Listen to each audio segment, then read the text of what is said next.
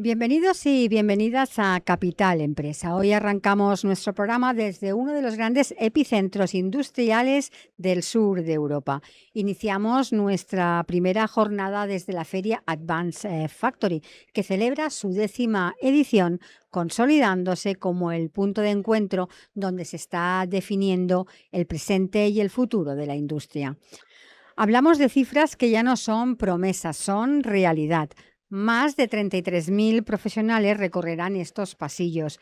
Más de 680 empresas exponen sus soluciones y más de 400 expertos internacionales participan en el Congreso, que en apenas 3 días concentra más información estratégica que muchas compañías manejan en meses.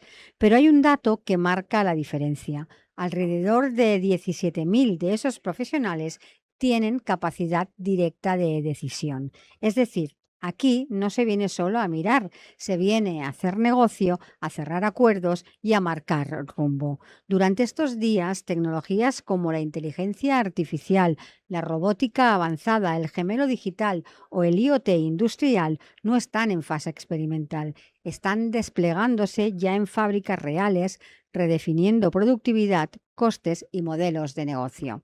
Así que hoy, en esta primera jornada, vamos a meternos de lleno en este pulso industrial que late a toda velocidad. Vamos a escuchar a quienes están tomando decisiones, a quienes están transformando sectores enteros y a quienes tienen claro que la industria 4.0 ya no es una opción, es la única dirección posible. Así que arrancamos Capital Empresa.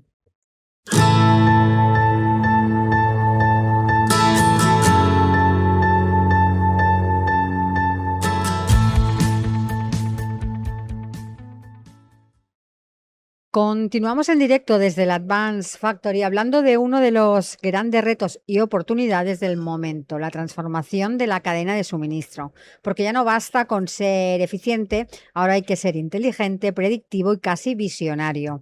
Para hablar de cómo la tecnología y especialmente la inteligencia artificial está reescribiendo las reglas del juego, nos acompaña Juncal Sainz. Ella es directora comercial de Caira Digital.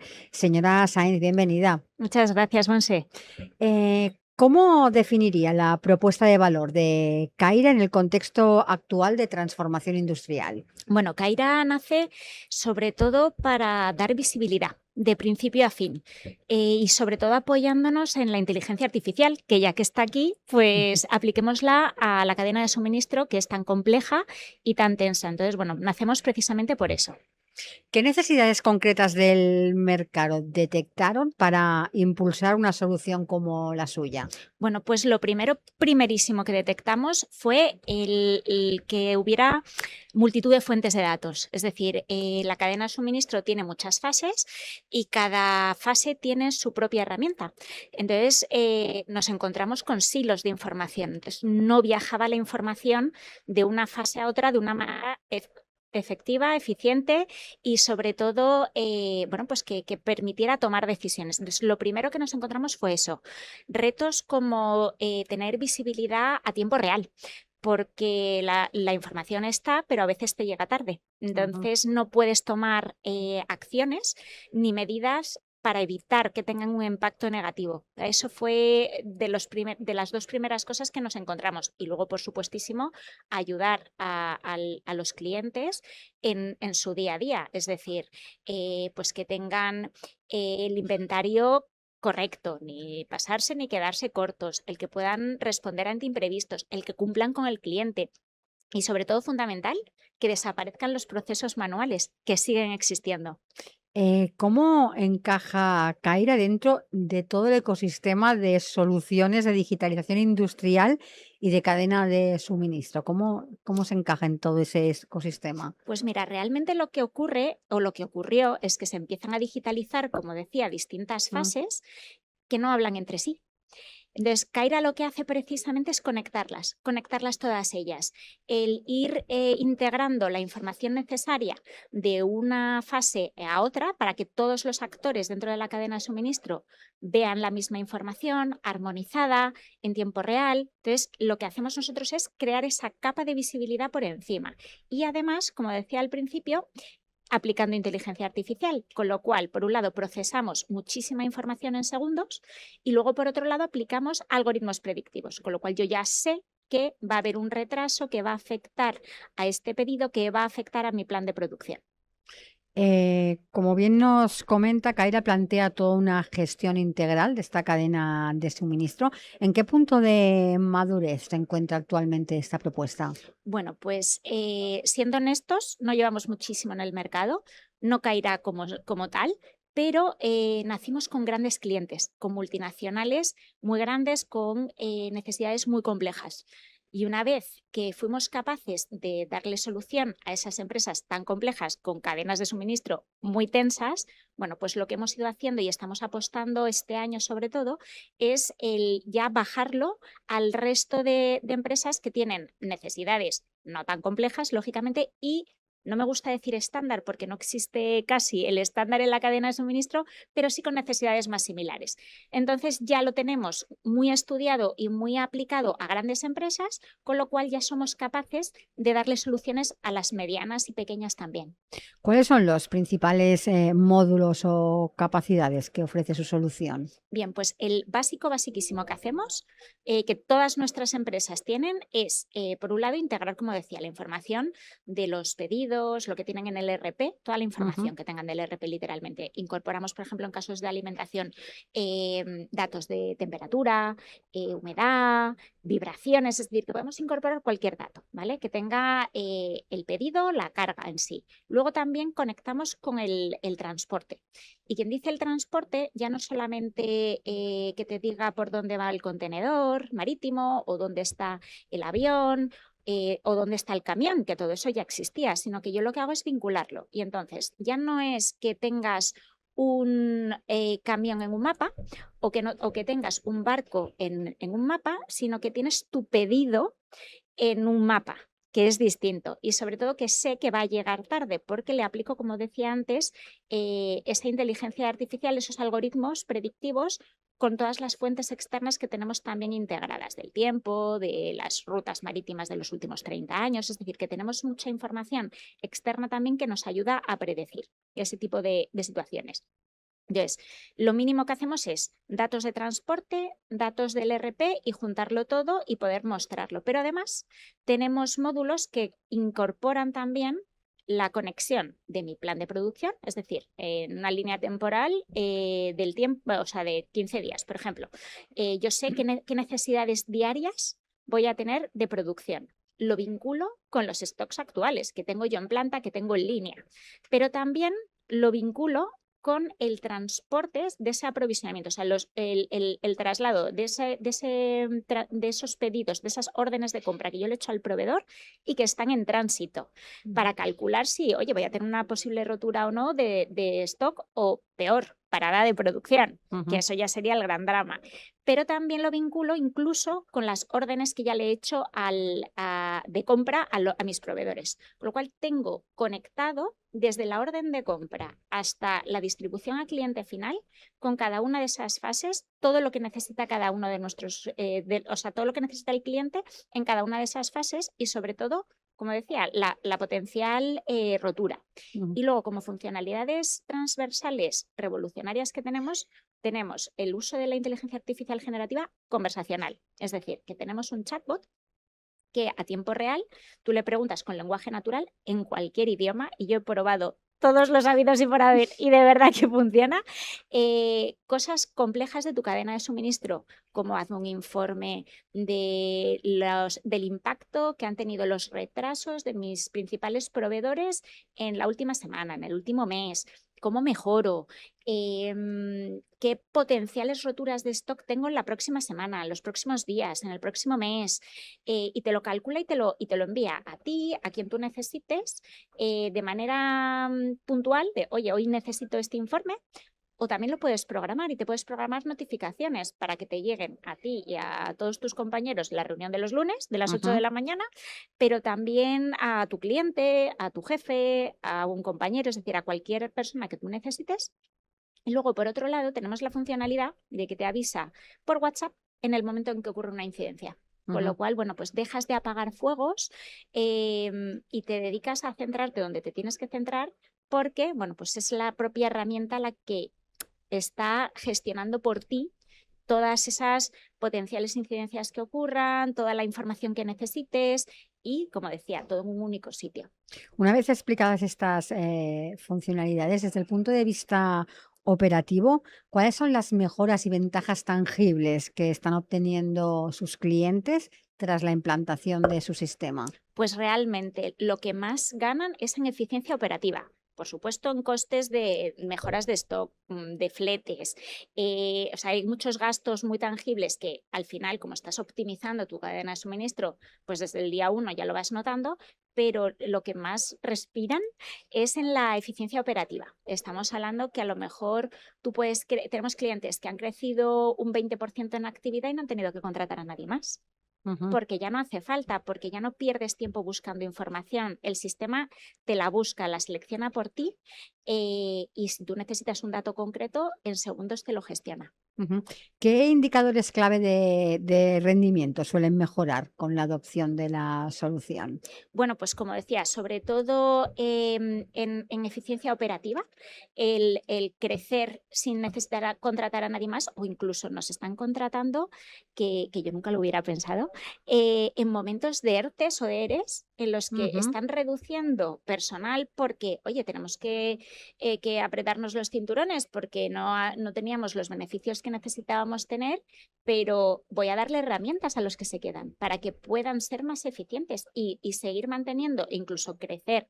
Digo que normalmente estamos hablando de un 20, un 30% en esa eficiencia operativa. ¿Qué sectores están mostrando mayor interés o adopción en este tipo de tecnologías? Bueno, nosotros nos dirigimos fundamentalmente a empresas que fabriquen. Distribuidores también sirven si lo que hacen es mover muchísimos, tienen muchas referencias, tienen multimodalidad en el transporte, esas son las que más necesidad tienen. Y dentro de los sectores, pues hemos tenido muchísima acogida en el sector textil, porque bueno, pues importan mucho, distribuyen mucho, de una manera muy ágil, con el modelo que tienen ahora las empresas textiles. Tenemos mucha acogida en el sector alimentación, también por la tensión y la rapidez de entrega que tienen. Tenemos muchísima acogida en el sector automoción y derivados, es decir, todos los proveedores del sector automoción también, precisamente por sus modelos de stock justo y necesario, agilidad y rapidez. Es decir, que cualquier sector que tenga uno, tensión en esos movimientos de la cadena de suministro y dos, volumen alto de referencias, son los más afines a nuestra solución por regla general.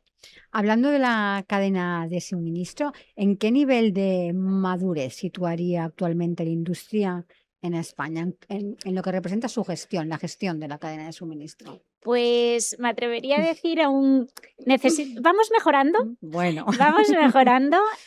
Nos encontramos empresas que están muy digitalizadas.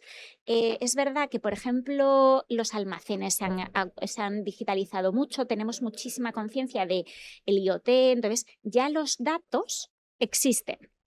¿Qué es lo que nos encontramos nosotros? Mucho dato, pero hay mucho dato a día de hoy en un Excel. Entonces, claro, creemos que el Excel es digitalización, pero en realidad no del todo. Entonces, bueno, hay circunstancias, como puede ser también el transporte terrestre, que todavía requiere o se está haciendo muy a la vieja usanza. Ya se va a implementar, ya va a ser obligatorio, si no vuelve a haber retrasos, en octubre, el que el CMR ya sea digital. Entonces, bueno, por eso decía que vamos por el buen camino, aunque todavía nos encontramos algunos huecos y algunas brechas digitales. En este momento, ¿cuáles son los principales retos que todavía siguen afrontando las empresas en este ámbito? Pues muchas, lo que decía, tienen muchos datos. Yo utilizo un término muchas veces que se llama infoxicación, y es que tenemos de verdad exceso de datos. El problema es que están en muchos sitios, que están desactualizados a veces, no están normalizados.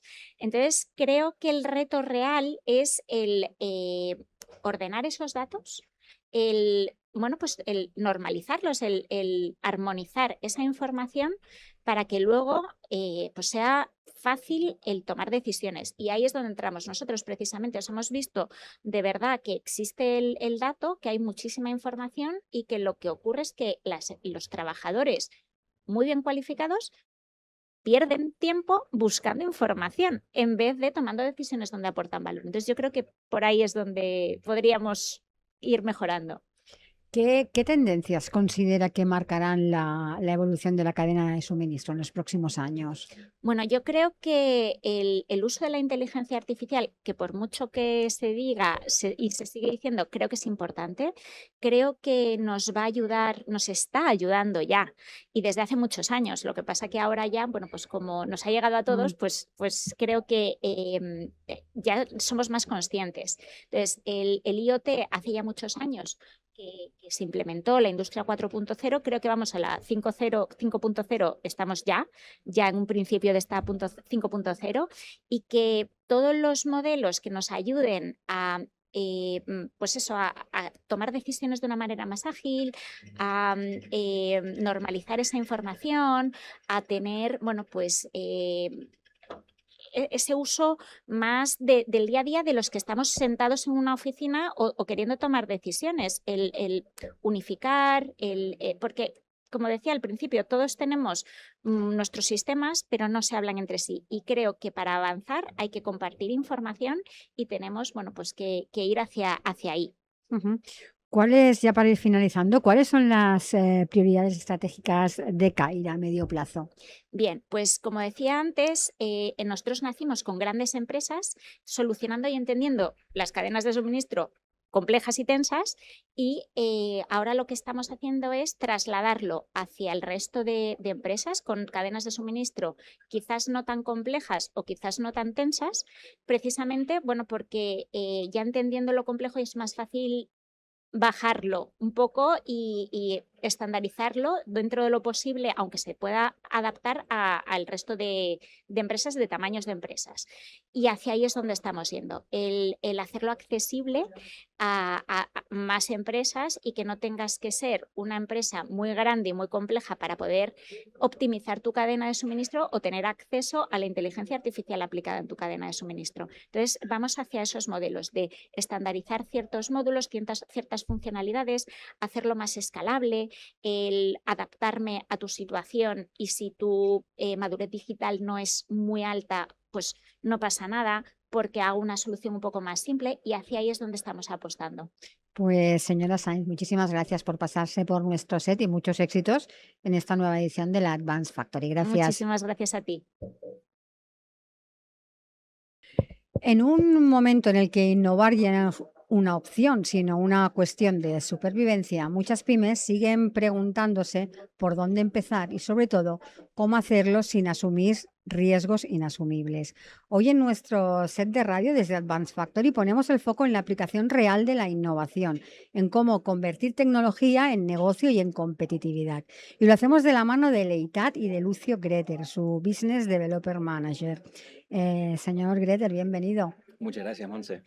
Para poner un poco en contexto, ¿cómo definiría el papel de Leitat en el ecosistema de innovación empresarial? Bueno, nuestro posicionamiento es básicamente hacer el puente o la transferencia entre lo que es investigación básica hacia lo que es investigación aplicada, ¿no? Poder hacer esta transferencia de conocimiento para escalar en nivel de madurez tecnológica en las distintas soluciones que va requiriendo la industria, para poder aplicarlas y tangibilizarlas en casos de uso reales, en resolver retos existentes en las empresas y de esa manera mejorar su competitividad.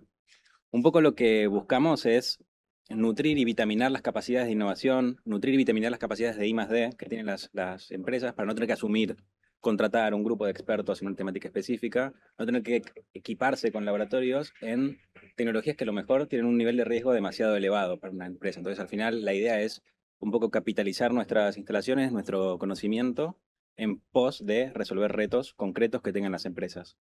Hablando de retos y desde su experiencia, ¿cuál es el principal reto a los que se enfrentan hoy las pymes cuando abordan esos procesos de innovación? Yo diría que el principal reto es la gestión del riesgo. El riesgo es tal vez la palabra más crítica que tienen estos proyectos, porque cuando hablamos de innovar, no hablamos de mejorar, hablamos de generar. Estamos trabajando en la incertidumbre. No sabemos el retorno real de la inversión que tendremos. Aquí podemos tener intuiciones, podemos generar pruebas de concepto que nos vayan alivianando un poco este riesgo, pero el riesgo existe y es intrínseco al proceso de innovar. Y gestionar este riesgo de forma estratégica, ¿no? Alineando por ahí la innovación y los esfuerzos de trabajo a los objetivos estratégicos de la empresa a nivel mercado, pudiendo capitalizar el talento que tenga la empresa internamente, pudiendo capitalizar también una cultura de la innovación dentro de la pyme especialmente, eh, permite que este riesgo se apacigüe un poco. Evidentemente, cuando hablamos de innovar, no tenemos certezas, pero sí podemos tener una intuición bastante clara de hacia dónde estamos yendo.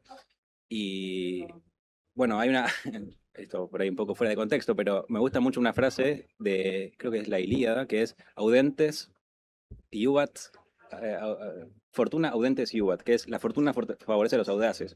Ujú. Hay que lanzarse, o sea, hay que lanzarse siempre de forma estratégica, siempre minimizando este riesgo y siempre tratando de capitalizar este conocimiento que se va generando. ¿Qué elementos diría que son imprescindibles para que una estrategia de innovación en una pyme sea realmente efectiva? Bueno, creo que mencioné un par hace un momento. Yo diría que los cuatro elementos principales son el talento interno, ¿no? Y la captación y la retención de ese talento, que sea estratégico, ¿no? Y que esté alineado con los objetivos de desarrollo de la empresa. También creo que es clave tener una cultura interna de la innovación donde se permita que florezcan estas ideas, donde se permita que estas ideas lleguen a buen puerto. Creo que esto tiene que ir asociado y en función de una propuesta de go-to-market clara, un valor diferencial que esté definido por la empresa, una propuesta de modelo de negocios estratégica definida desde dirección de hacia dónde va, ¿no? Esto de gobernanza. Y finalmente la gestión tecnológica, ¿no? Esto, por ahí uno cuando habla de innovación, lo primero que habla es de tecnología, pero yo creo que es el último punto a tocar. Es el más crítico, evidentemente, pero es el último punto a tocar. La gestión de la tecnología también es un punto crítico. Ujú. ¿Cómo ayudan desde Leitat a estructurar y a priorizar, ¿no?, iniciativas de innovación dentro de una organización con recursos limitados? Sí, aquí la palabra clave es los recursos limitados, porque todos querremos hacerlo todo y al final sería óptimo.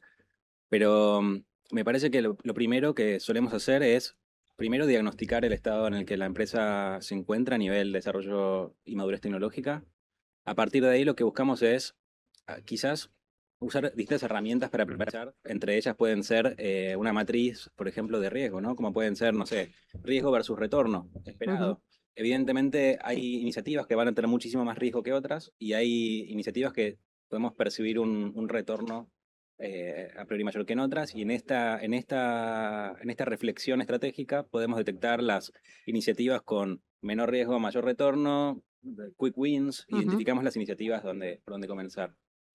¿Qué metodologías o qué enfoques consideran más adecuados para gestionar toda la innovación en entornos industriales? ¿Qué cosa, perdón? ¿Qué metodologías o qué enfoques consideran más adecuados para trabajar la innovación en el entorno industrial?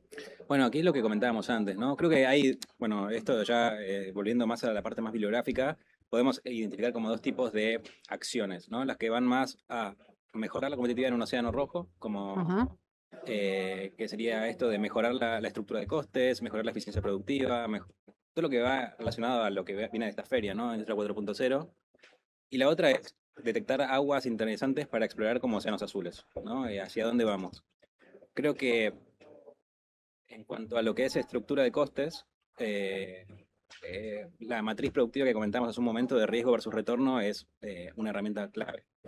Cuando tratamos de océanos azules y a qué nuevos horizontes, a qué nuevos mercados embarcarnos y atacar, bueno, ahí es una reflexión que tiene que ser conjunta, con dirección general, alineando objetivos estratégicos. Ya aquí realmente es una reflexión mucho más sesuda. Ujú.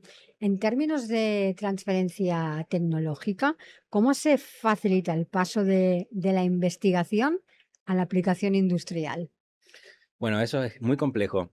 Y esa es quizás la razón por la que existen los centros tecnológicos en general, en particular la ITAD.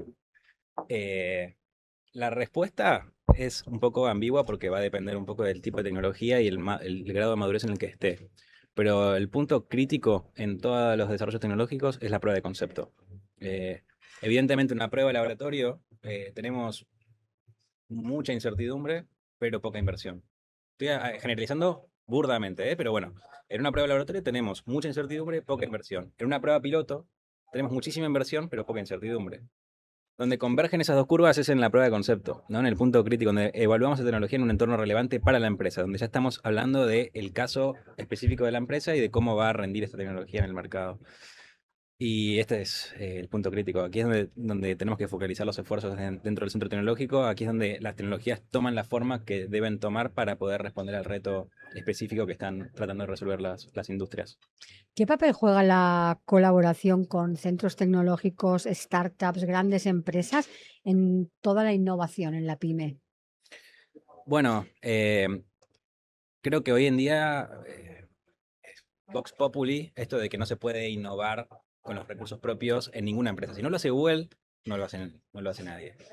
Y bueno, la innovación abierta surge como un nuevo concepto hace ya unos años, pero que ya se está popularizando bastante. Lo vemos en las grandes empresas, lo vemos en empresas más pequeñas también. O sea que evidentemente colaborar con terceras partes es crítico. Ujú.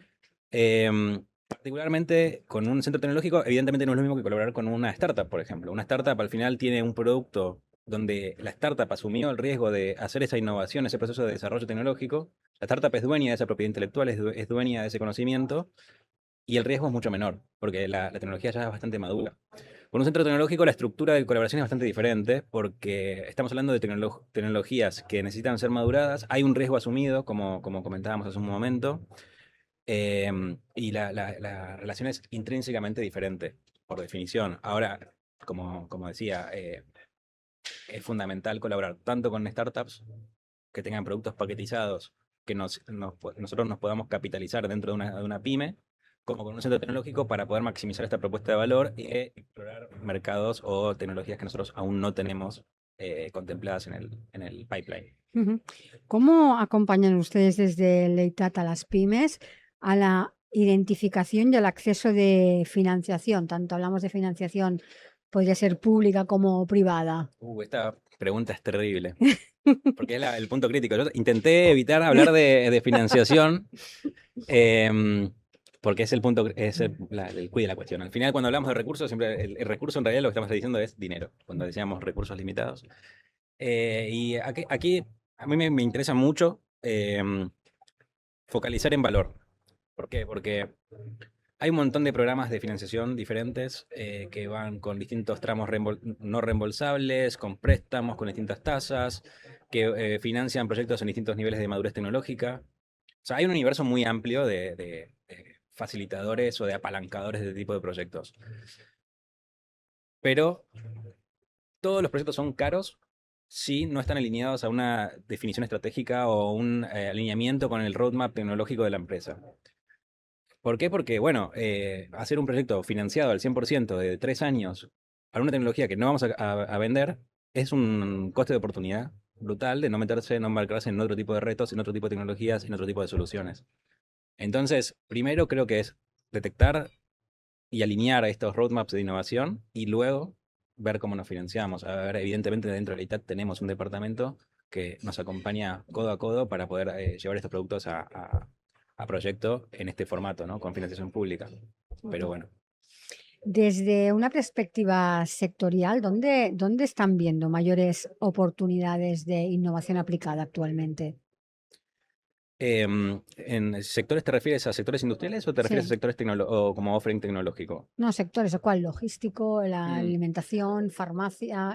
Bueno, a ver, es una obviedad hablar de defensa, hablar de tecnologías duales, ¿no? Entonces, creo que no estoy inventando la rueda al decir esto, está todo el mundo puesto con este foco. Nosotros no somos la excepción, también estamos muy por la labor hace ya varios años. Em, si quiero pensar un poco más fuera de la caja, diría la agroindustria también está trabajando Ujú. muy de cerca con innovación bastante disruptiva, el sector alimentario también. Los procesos de M&A en los que se están encontrando muchas empresas también es lo que está haciendo es maximizar la propuesta de valor de los proyectos de innovación también. Va un poco alineado las dos cosas. Ujú. ¿Qué errores habituales detectan en las pymes cuando intentan la incorporación de nuevas tecnologías? Eh, bueno, una respuesta mala sería decir, seguir las tendencias de forma ciega, ¿no? O sea, ¿por qué mala? Porque, bueno, cuando hablamos de inteligencia artificial, que está hablando, por ejemplo, ¿no? Que está facilitando y eficientizando mucho los procesos, eh, a ver, que es una tecnología muy amplia, con muchas aplicaciones diferentes, con muchos casos de uso, que engloba muchas tecnologías diferentes. Entonces, simplemente poner IA por poner IA, evidentemente es una mala idea. Pero eso va un poco alineado a lo que hablábamos en las preguntas anteriores, que si no alineamos o no tenemos definido un roadmap de innovación, si no trabajamos un poco en definir eso primero y tener una idea más o menos clara de hacia dónde vamos, de dónde estamos, hacia dónde vamos y cómo vamos a hacer ese camino, pues tiene poco, o sea, cualquier iniciativa va a ir desalineada, ¿no? Ujú. En el contexto donde nos encontramos, en el Advanced Factory, ¿qué tendencias considera que van a tener un mayor impacto en el tejido industrial? No pude recorrerla demasiado a la feria aún, quería hacer echar un vistazo un poquito más acurado, ¿no? Pero veo que la automatización de los procesos robóticos, estoy hablando por ahí en oximorones, Mm, pero cuando estoy viendo que se busca ahora que los procesos y la automatización industrial vaya mucho más autónoma de lo que se venía considerando anteriormente. Aquí es donde sí, realmente la inteligencia artificial o distintas nuevas tecnologías nos están permitiendo darles y dotar a los sistemas robóticos y sistemas de automatización muchísimo más independencia de la toma de decisiones del usuario, mucho más ágiles a la hora de modificar sus trayectorias, gestiones y eficiencia operativa. Entonces, al final creo que va un poco por este lado, ¿no? Que las cosas cada vez vayan un poquito más solas. Eso es quizás la frase. ¿Y qué está presentando, qué está exponiendo Leitat en esta feria? Bueno, desde Leitat, más que nada nos estamos centrando. A ver, Leitat es un centro tecnológico Ujú. muy amplio, ¿no? Trabajamos en 4 verticales tecnológicas. Trabajamos con tecnologías digitales, ¿no? Que es lo que estamos mostrando en esta feria más que nada. También trabajamos con economía circular y descarbonización. Y tenemos una vertical de negocio dedicada a lo que es industria de la salud y biotecnología. Y finalmente en química aplicada y materiales. Particularmente en esta feria, como es una feria dedicada a lo que es industria 4.0, automatización industrial y advanced factories, básicamente, estamos centrados en lo que es digital industries, lo que es tecnologías digitales. Aquí manufactura aditiva, Ujú. inteligencia artificial, desarrollo de software, ingeniería, dispositivos IoT. Tenemos un dispositivo de criptografía postcuántica. También estamos trabajando mucho con sistemas robóticos avanzados. Tenemos un humanoide muy bonito ahí, saludando a la gente. Y bueno, la tecnología fotónica, que es una tendencia que con el abaratamiento de los equipos cada vez es una realidad más estratégica para las empresas, especialmente como comentamos en estos sectores que hemos Ujú. mencionado anteriormente. Ujú. Ya para ir finalizando, ¿qué recomendaciones daría una pyme que quiere avanzar en innovación de forma estructurada y con visión a medio plazo? Es la pregunta del millón. Pero diría esto, ¿no? Primero hacer una reflexión eh, interna, sería el punto inicial. Evidentemente nosotros podemos vitaminar ese diagnóstico y esa primera toma de contacto para poder definir hacia dónde queremos ir. Creo que esa es la pregunta clave, porque cuando sabemos a dónde queremos ir, luego los proyectos se ejecutan, se hacen con millones de problemas, con millones de inconvenientes, pero si tenemos claro hacia dónde queremos ir o una intuición, luego lo demás, nosotros estamos aquí para resolverlo. Pues, señor Greter, muchísimas gracias por haber pasado por nuestro set y muchos éxitos en esta nueva edición del Advanced Factory. Muchas gracias. Muchas gracias, Monse. Gracias. En directo desde el Advanced Factory, donde la industria no solo se muestra, sino que se reinventa, abrimos ahora una conversación clave para entender hacia dónde va la automatización y el papel real de la tecnología en la competitividad de nuestras empresas. Hablamos con ABB Robotics, uno de los grandes referentes mundiales en electrificación, robótica y automatización, para poner el foco en cómo se está transformando el tejido industrial y qué significa esto en la práctica para las empresas de hoy. Nos acompaña el señor Xavier Pifarré, Channel Manager de ABB Robotics. Señor Pifarré, bienvenido. Gracias, bienvenido. ABB es un gigante global, pero ¿cómo se traduce este liderazgo en valor real para el tejido industrial español, especialmente en la pyme? A ver, ABB Robotics Mm. es una parte de lo que era el grupo ABB, Mm. que ahora está justamente cambiando de propiedad, vamos a decir así, Ujú. dejó el grupo ABB y en pocos meses se integra en otro grupo que ha adquirido la parte de ABB Robotics. Entonces, hablando de ABB Robotics, sigue siendo una empresa importante, grande, somos 7.000 personas, pero ya no somos el gigante de Ujú. más de 100.000 que era el grupo ABB, ¿no?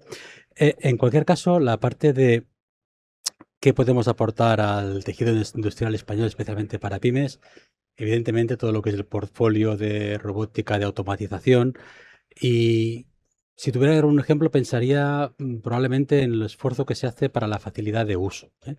No se está buscando que los adoptadores de las nuevas tecnologías sean perfiles muy especialistas o de muy alto nivel técnico. O sea, al revés, se está buscando que nuestra oferta se aproxime lo más al máximo público posible. Es decir, cualquier empresa pyme puede seguro formar parte y beneficiarse de la automatización debido, entre otras cosas, a eso, al esfuerzo que se hace para la facilidad de uso de los robots. Ujú.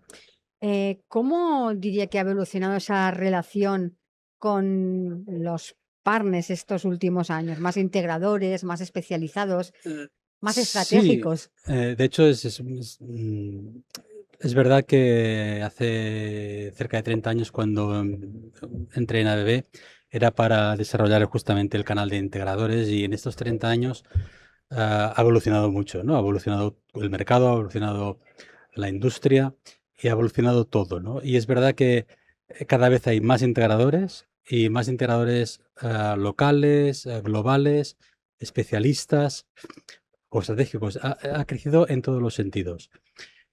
Debido principalmente también a que la robótica no es solo, como era hace 20 años, una tecnología pensada para automatización de automóvil o auxiliar, ahora está en todos los sectores. Entonces, eh, el sector de farma tiene sus propias tecnologías, sus propios condicionantes, regulaciones, y hay que saber de farma para poder tener entrada en ese mercado, ¿no? Entonces, todo este canal de integración es el que ha hecho que todos los fabricantes de robótica, ABB Robotics entre otros, pues haya podido penetrar en todos esos segmentos que no son estrictamente automoción. Ujú.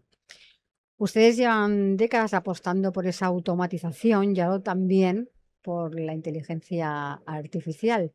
¿Qué Sí. diferencia realmente su propuesta frente a otros players?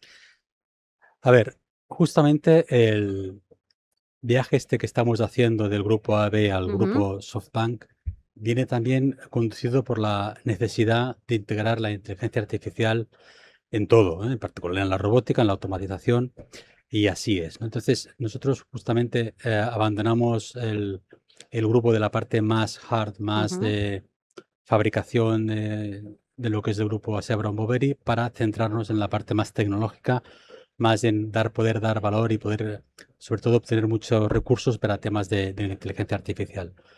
Ya estamos utilizándola, ¿eh? De hecho, ya hay, si estuvierais en nuestro stand, ya Ujú. veríais algunas aplicaciones donde utilizamos inteligencia artificial, ya sea para temas de visión como para temas, por ejemplo, de logística, ¿no? En la logística, los robots tienen que manipular piezas que no han visto nunca antes, ¿no? Eso hace 10 años era impensable y hace igual 5 era un prototipo y ahora ya es una realidad y realidad que está funcionando en plantas de producción, ¿no?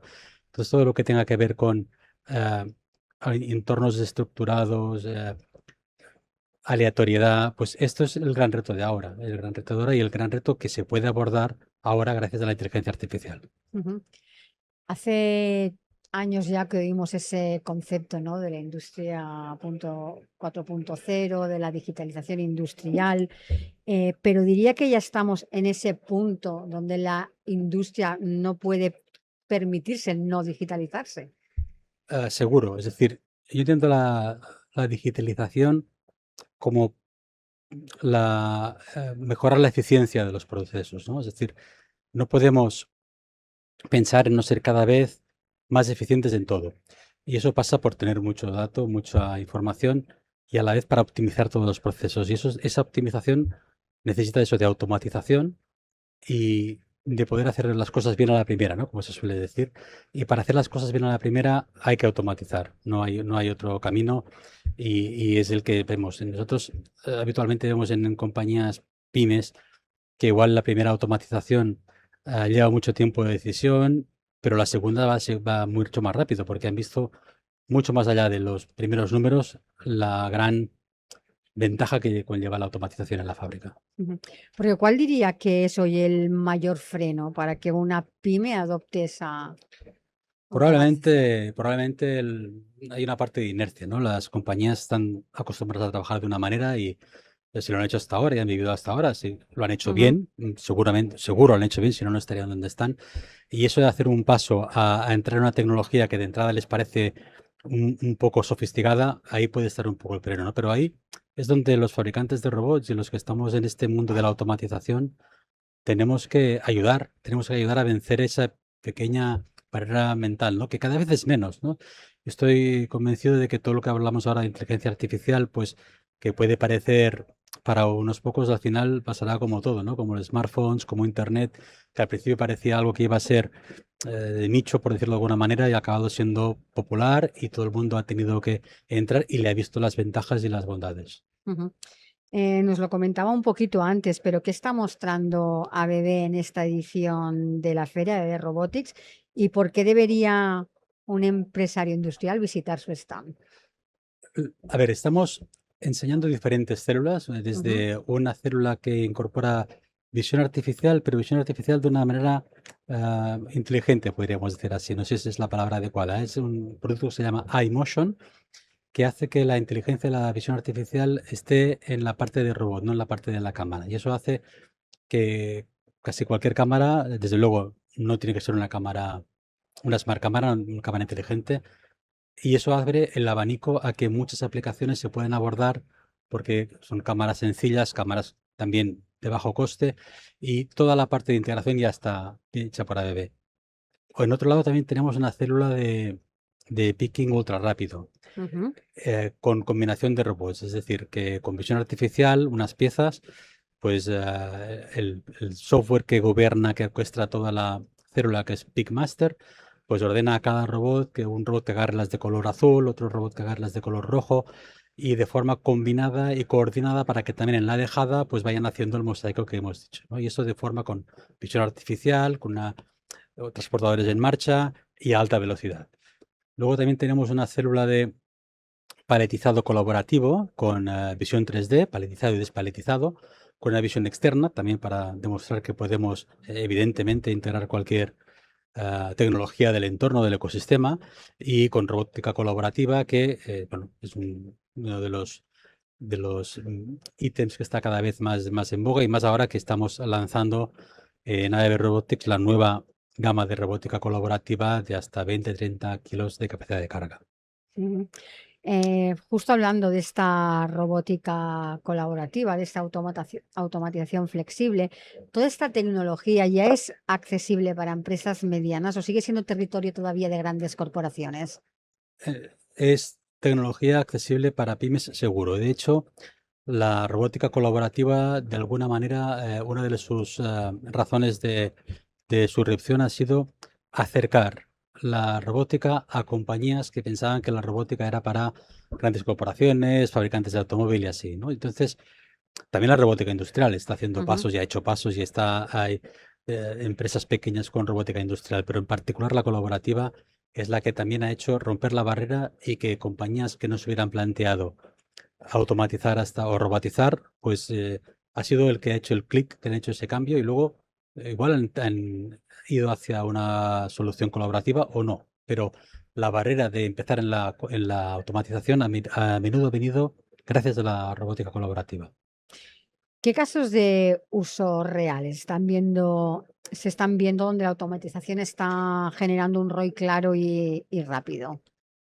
A ver, el ROI se genera siempre, si no, Ujú. el juego no tiene gracia, ¿no? Es decir, cuando alguien hace sus cuentas y piensa si le interesa o no automatizar, es verdad que a veces mira cosas muy de productividad y Ujú. al final se da cuenta de que donde más partido saca la automatización es a la calidad, ¿no? A la calidad, al tener la seguridad de que lo que fabrica sabe lo que fabrica y cómo lo fabrica, y a la flexibilidad también, ¿no? Estamos en un entorno siempre cambiante y así va a ser siempre, y lo que fabrico hoy no sé si lo voy a fabricar igual de aquí a un año o de aquí a una semana, y esa flexibilidad que da la automatización flexible, la automatización con robot, es lo que permite a compañías no tener que hacer una inversión tan ligada a un proyecto concreto, sino que la mayor parte de la inversión seguro o muy probablemente se va a poder reutilizar para diferentes procesos. Ujú. Hablan ustedes también mucho de eficiencia energética, de sostenibilidad. ¿Esto es una exigencia regulatoria o ya es una ventaja competitiva clara? A ver, por ejemplo, la última gama, la gama de robots que estamos, de Ujú. controladores, que es la actual de ABB, es Omnicore, y una de las principales características es justamente la sostenibilidad. El que gaste menos energía y el que pueda recuperarse incluso la energía de frenado, ¿no? Es más, en el stand, una de las células que estamos enseñando, tiene la capacidad de lo que llamamos Automatic Path Planning, que es que el robot decida la trayectoria que va a hacer y lo decide en función de tiempo de ciclo, evidentemente sin colisiones, y también en temas de ahorro energético. Ujú. Es decir, que el ahorro energético sí está como parte principal en todos los desarrollos que se van sacando. Y esto es así, las corporaciones grandes también lo exigen y tiene que ser así. Entra dentro de lo que queremos hacer y también de la visión, ¿no? De hacer un mundo cada vez más sostenible y más sostenible para nosotros y para los que vendrán después, ¿no? Ujú. Si miramos a 3, 5 años vista, ¿cómo cree usted que será la fábrica media en España? ¿Más autónoma, más conectada, muy dependiente del dato? Dependiente del dato seguro, ¿no? Porque estamos, ¿no? La demanda es cada vez más exigente y probablemente lo va a seguir siendo así, ¿no? Queremos lo que vemos en ese momento a nuestra manera y lo queremos ya, ¿no? Y esto va a seguir siendo así. Es decir, el dato va a ser muy importante. Y para que ese dato yo lo pueda luego convertir en la realidad que quiero suministrar, debo tener una línea de producción, unas líneas de producción flexibles, que si mañana hago lo que vendo de color rojo, de color verde, no tenga que cambiar toda la línea, tenga que cambiar solo la pintura del cartucho del que pinta. O si cambia la forma, no tenga que cambiar gran parte de la estructura. Entonces, yo me la imagino dependiendo del dato y con líneas flexibles. Y la flexibilidad muchas veces pasa por la robotización, pero flexibilidad en concepto más amplio también. Ujú. ¿Y qué papel va a jugar la inteligencia artificial en el día a día de la industria? A ver, ya lo está jugando, de hecho, ¿no? Hay aplicaciones que ahora abordamos que hace unos años no era posible, no era abordable, ¿no? Y cuando hablamos ahora, por ejemplo, en ADB hablamos mucho de lo que llamamos AVRs, ¿no? De autónomos y versátiles robots. Es decir, que se adapten al entorno, ¿no? Entornos que no están estructurados, ¿no? A ver, piezas que nunca antes le hemos enseñado. De una caja de medicamentos, tenemos que sacarlos de uno a uno para hacer un mosaico. Pues eso hace 10 años era casi imposible o era de laboratorio y ahora es una realidad. Esto se está haciendo, ¿no? Y como eso, es decir, este concepto de robots autónomos y versátiles, ya sea con robótica fija o incluso con robótica móvil o combinación de ambos, de robótica fija y robótica móvil, entendiendo el entorno y sabiendo cómo ah, interaccionar con él, va a ser en nuestro día a día, va a ser así. Eso es algo que está claro. La velocidad de adaptación pues va a depender un poco de otras tecnologías y no todas las cosas pasan de la noche a la mañana, pero que está claro que la versatilidad, la autonomía y la capacidad de adaptarse al entorno es seguro el futuro que nos encuentra ya ahora. Ujú. Ya para finalizar, nos encontramos en el Advance Factory. Primeras impresiones de este primer día de feria. Antes pensaba que la verdad es que, excepto la cola para venir, que ha sido, yo creo que a muchos bueno, la esperábamos, pero quizá no tanto, desde que hemos pasado por la puerta es una excelente experiencia. Por lo menos de momento hemos visto que hay mucha gente, mucha actividad. A mí que me gusta darme unas vueltas por la feria a ver también los demás stands, todavía no he tenido tiempo de hacerlo de la cantidad de actividad que tenemos en el propio stand, lo cual es Mm. bueno, para eso venimos. Y todo parece indicar que, como las anteriores o incluso más, va a ser una buena feria y así esperamos que sea para todos. Pues señor Pifarré, muchísimas gracias por pasar en nuestro set y que esta feria sea todo un éxito. Gracias a vosotros, muchas Gracias. gracias. Y hasta aquí nuestro programa de hoy. Volvemos mañana en lo que será nuestra segunda jornada desde Advance Factory. Así que les espero, como siempre, en Capital Empresa. Hasta mañana y feliz día.